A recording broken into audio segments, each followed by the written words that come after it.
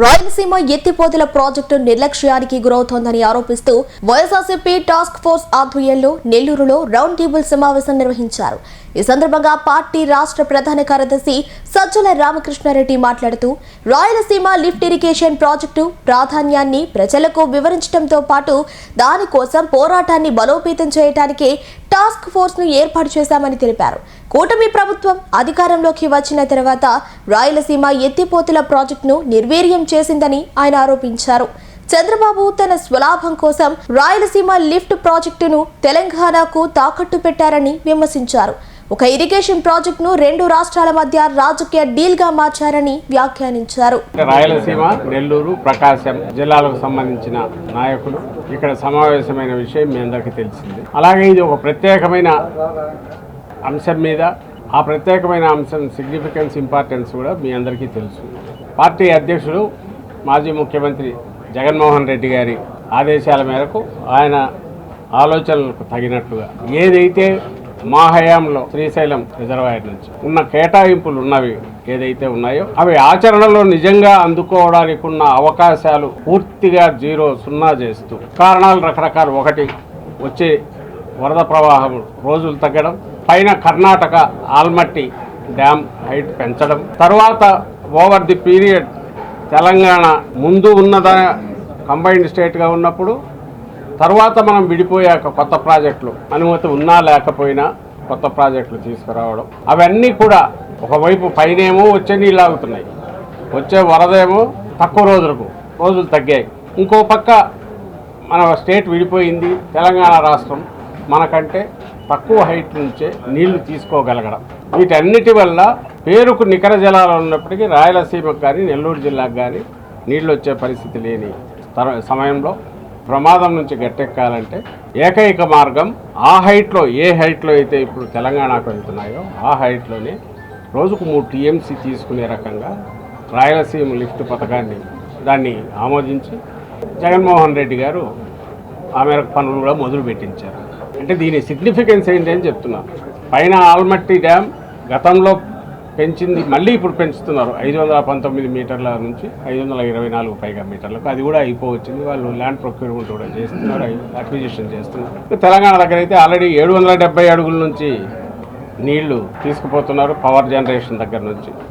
ఆ నీళ్ళు ఎక్కడికి పోయినా మళ్ళీ సాగర్కి వెళ్తాయి కాబట్టి అక్కడ ఇబ్బంది లేదు. ఆ తర్వాత 800 అడుగుల్లో తీసుకున్నారు. 824, 770 నుంచి 824 అడుగుల్లోగా రోజుకు 8 TMCలు తీసుకునే సామర్థ్యం తెలంగాణకు ఉన్న నేపథ్యంలో మన వైపు పోతిరెడ్డిపాడు ఒకటే అక్కడి నుంచి వచ్చిన వాటర్ ఏదైతే హంద్రీనీవా దానికి సంబంధించినంత వరకు అనంతపురం జిల్లాకు పైనే 840 దగ్గర అక్కడ ఉంటే ఇక్కడికి 880 అడుగులు ఉంటే తప్ప 44,000 క్యూసెక్కులు పంపించే సామర్థ్యం ఏదైతే వైఎస్ రాజశేఖర రెడ్డి అది కూడా ఆయన హయాంలో చేసింది, అది రాని పరిస్థితి ఇటువైపు ఉంది.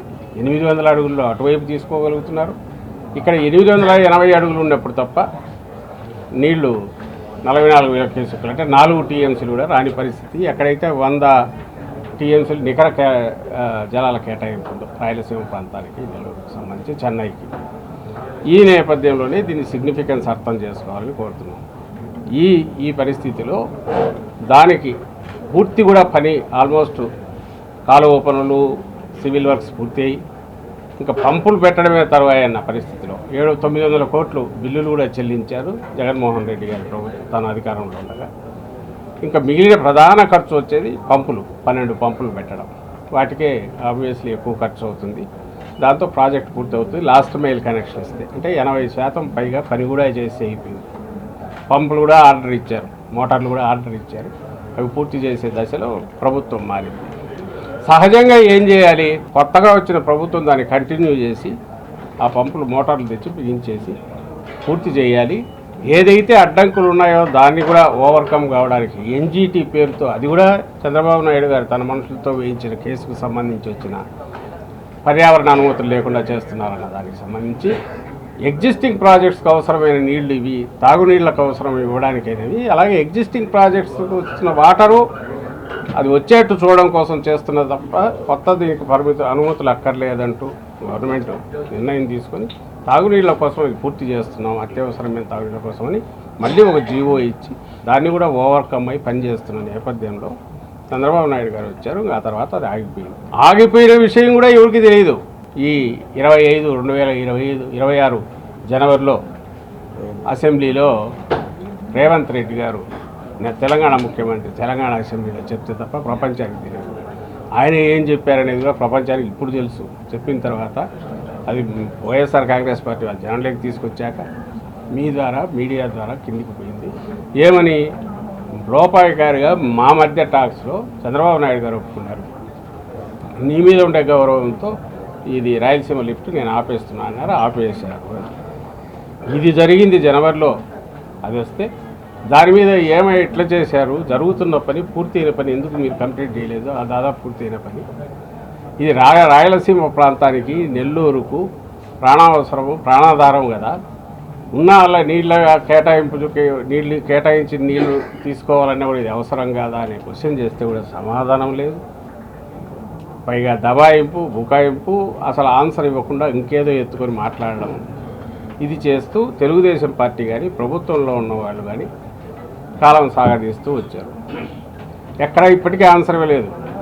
నాకు తెలిసి చంద్రబాబు నాయుడు గారు అయితే డైరెక్ట్ దీని మీద సమాధానం చెప్పినట్లే. అంటే నేను రేవంత్ రెడ్డితో అన్నాను కానీ అనలేదని కానీ, నిజంగా మేము దాన్ని ఏమంటారు అలా ప్రాజెక్ట్ ఆపేసామని కానీ పూర్తి చేస్తామని కానీ, పైగా పర్యావరణ అనుమతులు లేకుండా తీసుకొచ్చారనేది ఒకసారి, లేదా మేము కాదు వాళ్ళే ఆపేశారని రెండవసారి అబద్ధ మాటలు చెప్తూ వచ్చారు. అది కరెక్ట్ కాదనేది ఆధారాలతో సహా ఉన్నాయి, వాటిని కూడా బయట పెట్టాం. ఇంత విలువైన సమయాన్ని ఈసారి మరీ అందులోనూ నిజంగా ఇప్పుడు అవసరం. ఎందుకంటే ఈ ఎల్నినో అంటున్నారు, వాటర్ ఎంత వస్తుందో తెలియదు. అక్కడ చూస్తేనేమో అటువైపు వెళ్ళేదానికి అవకాశం ఉంది, ఈ వైపు ఏమో 800 ఫుల్ రిజర్వాయర్ నిండితే తప్ప నీళ్లు రాని పరిస్థితి. ఈ పరిస్థితిలో దీని సిగ్నిఫికెన్స్ అర్థం చేసుకోవాల్సిందిగా అందరినీ కోరుతున్నాం. దీని మీద వైఎస్ఆర్ కాంగ్రెస్ పార్టీ నుంచి గత ఫిబ్రవరిలో జగన్మోహన్ రెడ్డి గారు ఇమ్మీడియట్గానే ఇది సీరియస్ ఇష్యూ, మీరు అందరూ కదలాలన్నారు. ఆ తర్వాత మీ అందరికీ తెలుసు పోతిరెడ్డిపాడు దగ్గర ఫిబ్రవరి 5న కార్యక్రమం టేకప్ చేశాం. ఆ తర్వాత ఈ కార్యాచరణ తీసుకొని ప్రజల్లోకి ఇది వెళ్ళాలి, రాష్ట్రమంతా తెలియాలి, ముఖ్యంగా రాయలసీమ ప్రాంతంలో తెలియాలి ఎట్లా అన్యాయం జరుగుతుందో. ఈ అన్యాయాన్ని సరిదిద్దాలంటే ప్రభుత్వం మీద ఒత్తిడి తీసుకురావాల్సిన అవసరం గురించి తెలియాలి. దానికి సంబంధించి చైతన్యం కలగాలనే ఉద్దేశంతో ప్రతి జిల్లాలో కూడా జిల్లా మీటింగులు జరిపాం. అలాగే దీనికి కలిసి వచ్చే పౌర సంఘాలతో చర్చలు జరిపాం. అదర్ పార్టీస్ కలిసి వస్తే వాళ్ళ సహాయం తీసుకుని అయినా సరే ఒక ఉద్యమం బిల్డ్ చేసి చంద్రబాబు నాయుడు ముక్కుతాడు వేసి ఆయన ప్రభుత్వానికి ఒత్తిడి తీసుకొచ్చి ప్రభుత్వం మీదైనా ఈ లిఫ్ట్ పూర్తి అయ్యేట్టు చూసే కార్యాచరణ సిద్ధం చేసుకుంటున్నాం. అందులో భాగంగా ఈరోజు ఇక్కడ అందరం కలిసి ఇది అసెంబ్లీ స్థాయిల్లో కమిటీలు వేయాలని, అక్కడి నుంచి మళ్ళీ కిందికి కూడా ప్రజల్లో ప్రచార కార్యక్రమాలు టేకప్ చేయాలని కూడా నిర్ణయం తీసుకోవడం జరిగింది. దానికి సంబంధించిన తేదీలు అవి ఫైనలైజ్ చేశాం. దీంతోపాటు ఇది సమస్య ఇంతటితో అయిపోవట్లేదు. నేను ఇంతకుముందు అన్నట్టు ఆల్మట్టి ఎప్పుడైతే 519 నుంచి 519 ప్లస్ నుంచి 524 మీటర్లకు పెంచుతున్నారో దానికి సంబంధించి కూడా చంద్రబాబు నాయుడు గారు ఇంతవరకు మాట్లాడట్లేదు, గట్టిగా క్వశ్చన్ చేయట్లేదు. గతంలో కూడా మీకు గుర్తుంటుంది, ఎన్టీ రామారావు గారిని దించి ప్రభుత్వంలోకి వచ్చాక 1996-97 ఆ ప్రాంతంలో అప్పుడు ఆల్మట్టికి సంబంధించి కూడా ఇదే గొడవ. ఆల్మట్టికి సంబంధించి అప్పుడు ఈయన జాతీయ స్థాయిలో చక్రం తిప్పుతున్నా అన్నారు దేవేగౌడ ప్రధాని. అప్పుడు ఆల్మట్టిది అప్పుడు పెంచారు. కేవలం 17 టీఎంసీ కెపాసిటీ ఉన్న బ్యారేజ్ అది ఆల్మట్టి. అది ఒకేసారి 129 టీఎంసీలు పెంచేట్టు 506 మీటర్ల నుంచి 519 మీటర్లకు దాని ఎత్తును పెంచుతూ అప్పుడు కన్స్ట్రక్షన్ మొదలుపెట్టారు. ఆ రోజు నోరెత్తలేదు, ఎక్కడా అడ్డం పడలేదు. మళ్ళీ రెండోసారి హిస్టారికల్గా ఈసారి మళ్ళీ 519 నుంచి 524 ప్లస్కు పెంచుతున్నారు.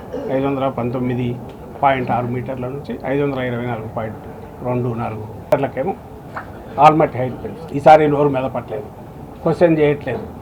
చంద్రబాబు నాయుడు గారు రాష్ట్ర ప్రయోజనాలను పూర్తిగా తాకట్టు పెడుతున్నారు, నిర్లక్ష్యం చేస్తారు. పోరాటం చేయాల్సిన అవసరం లేదు, కనీసం క్వశ్చన్ చేయడం అన్నా. ఇప్పుడు కూడా ఆయన సెంటర్లో చక్రం తిప్పుతున్నారు. చంద్రబాబు నాయుడు గారి మీద తెలుగుదేశం పార్టీ మీద ఎన్డీఏ డిపెండ్ అయింది. ఇది సిచ్యువేషన్. అయినా సరే నోరెత్తట్లేదు. ఓ పక్క తెలంగాణ దీనికి సంబంధించినంత వరకు మన హక్కులు వాళ్ళ హక్కులు కారించాలనట్లేదు, కానీ అటువైపు రోజుకు 8 టీఎంసీ తీసుకుంటుంటే ఇటువైపు రోజుకు 3 టీఎంసీ తీసుకోవడానికి అవసరమైన ఏర్పాటు చేసిన దాన్ని అటువైపు ముఖ్యమంత్రికి ఇచ్చిన లోపాయికారి హామీతో ఆపేసి రాష్ట్రానికి రాయలసీమకు ముఖ్యంగా ద్రోహం చేస్తున్నారనేది అందరూ గుర్తించాలి. అలాగే రాష్ట్రం మొత్తానికి కర్ణాటక అదైతే మొత్తం రాష్ట్రానికి ఎఫెక్ట్ అవుతుంది.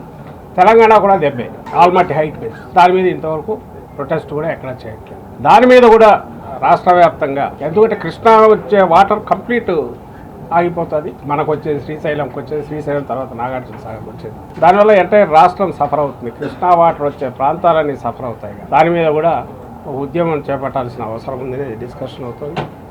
అలాగే పోలవరం 45 మీటర్ల నుంచి 41 మీటర్కు తగ్గించడం ద్వారా దాని సామర్థ్యాన్ని ఒక్కసారి దించి అది ఒక బ్యారేజీ స్థాయికి దించడం అనే దాన్ని కూడా క్వశ్చన్ చేయాల్సి ఉంది. ఇప్పుడు కాదు, ఎప్పుడు చంద్రబాబు నాయుడు గారు ఉన్నారు ఇరిగేషన్ పూర్తి నిర్లక్ష్యం చేస్తున్నారు. అలాగని ఆయన వేరే రంగానికో ఇంకో దానికో ఇచ్చేస్తున్నది లేదు. వ్యవసాయమే దండగనేది ఆయన ఫిలాసఫీ.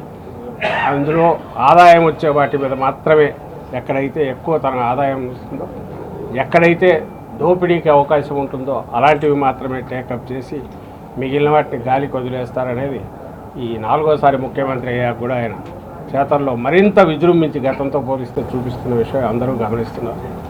అండ్ అయితే అలాంటి దాన్ని సాగనీయకుండా వైఎస్ఆర్ కాంగ్రెస్ పార్టీ కలిసి ఈ విషయమే కలిసి వచ్చే అదర్ పార్టీసు అలాగే పౌర సంఘాలను కలుపుకొని ఒక ఉద్యమం బిల్డ్ చేసి చంద్రబాబు నాయుడు గారి మీద ఆయన ప్రభుత్వం మీద ఒత్తిడి చేసి ముక్కుతాడు వేసి ఒక అంకుశంలాగా పనిచేసి ఈ రాయలసీమ లిఫ్ట్ పూర్తి చేయించడము, అలాగే మన ఇంట్రెస్ట్ దెబ్బతినకుండా పక్క స్టేట్తో మీద ఒత్తిడి తీసుకొచ్చే కార్యక్రమం చేపట్టేలాగా ఆయన మీద ప్రెజర్ తీసుకురావడం, పోలవరంకు సంబంధించి ఒక క్లారిఫికేషన్ ఇవ్వాల్సిందిగా దాని మీద కూడా ఒత్తిడి తీసుకురావడం, ఇవన్నీ భవిష్యత్తులో టేకప్ చేస్తామని చెప్తున్నాం.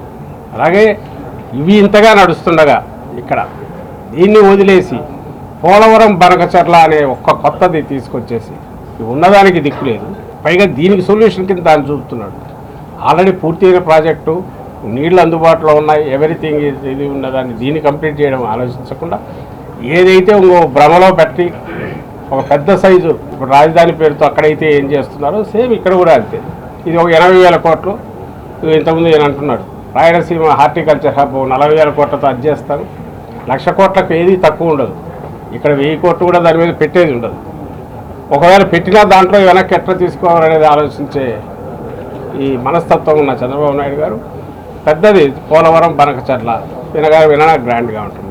అక్కడ పోలవరం దాన్నే హైట్ తగ్గించి పోలవరం నుంచి బనకచర్లకు నేను నీళ్లు తీసుకొస్తాను కాబట్టి వీటిని పట్టించుకోనక్కర్లేదనేది అనే ఒక సాధ్యమైన ఒక భ్రమ క్రియేట్ చేసేలాంటి హామీలు మాటలు మాట్లాడుతూ మోసం చేస్తున్న విషయం కూడా ప్రజలు గుర్తించాలనే దీన్ని మా క్యాంపెయిన్లో భాగంగా ఈ వాస్తవాలను ఎవరో తీసుకెళ్లే ప్రయత్నం చేస్తామని చెప్తూ దీని విషయంలో ముఖ్యంగా ఇప్పుడు రాయలసీమ లిఫ్ట్ ఏదైతే మెయిన్ గేమ్ చేంజరే కాదు, అది లేకపోతే నికర జలాలు కూడా వాడుకోలేని పరిస్థితిలో రాయలసీమ నెల్లూరు జిల్లాలో ఉన్న నేపథ్యంలో ఈ విషయాన్ని అందరూ గుర్తించి కలిసి రావాల్సిందిగా ఈ పోరాటంలో రాజకీయ పార్టీలకు అలాగే పౌర సంఘాలకు మేధావులకు ఆలోచించగలిగిన వాళ్ళందరికీ ఆలోచించే వాళ్ళకు రైతుల పట్ల వ్యవసాయం పట్ల మక్కువ ఉన్న శక్తులకు వ్యక్తులకు అందరికీ కూడా విజ్ఞప్తి చేస్తుంది.